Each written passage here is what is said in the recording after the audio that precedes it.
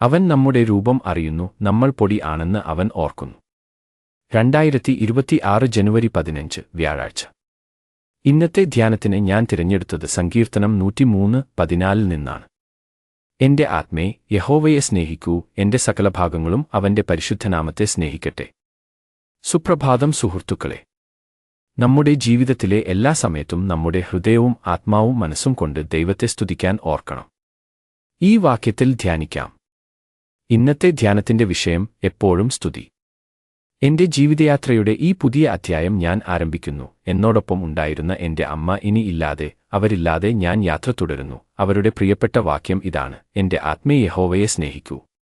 സങ്കീർത്തകനായ ദാവീദ് ഇവിടെ എപ്പോഴും സ്തുതിയെക്കുറിച്ച് സംസാരിക്കുന്നു.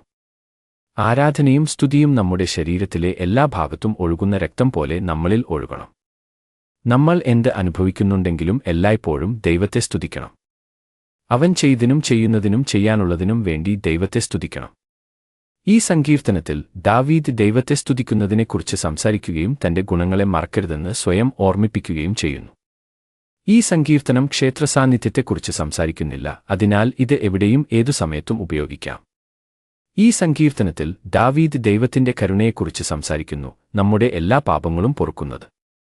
അവൻ നമ്മെ പുതുക്കുന്ന ശക്തിപ്പെരുമാളിനെക്കുറിച്ച് സംസാരിക്കുന്നു. നമ്മൾ എന്തു ചെയ്തുവോ അതെന്തായാലും ദൈവത്തിൽ നിന്നുള്ള പൊറുക്കലിനെക്കുറിച്ച് സംസാരിക്കുന്നു. കർത്താവ് എല്ലാവരേക്കാളും മേലെയും അതീതനുമാണ്, അവന്റെ സിംഹാസനം എന്നേക്കുമായി സ്ഥാപിതമാണ് എന്ന് സംസാരിക്കുന്നു. പിതാവ് പോലുള്ള ദൈവത്തിന്റെ കരുണയെക്കുറിച്ച് സംസാരിക്കുന്നു. ദൈവം നമ്മെ എങ്ങനെ സ്നേഹിക്കുന്നു എന്ന് സംസാരിക്കുന്നു.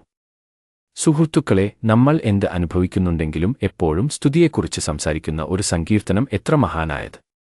നമ്മുടെ ദുഃഖകാലങ്ങളിലും വേദനകാലങ്ങളിലും പൂർണ്ണമായി തകർന്നുപോകുന്ന കാലങ്ങളിലും വിതറിപ്പോകുന്ന കാലങ്ങളിലും ഇതിനെ ഓർക്കാം.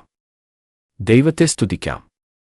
ദൈവത്തെ സ്തുതിക്കാം. നമ്മുടെ ആശീർവാദങ്ങൾ എണ്ണാം. വലിയ ആശീർവാദങ്ങൾക്കായി കാത്തിരിക്കാം.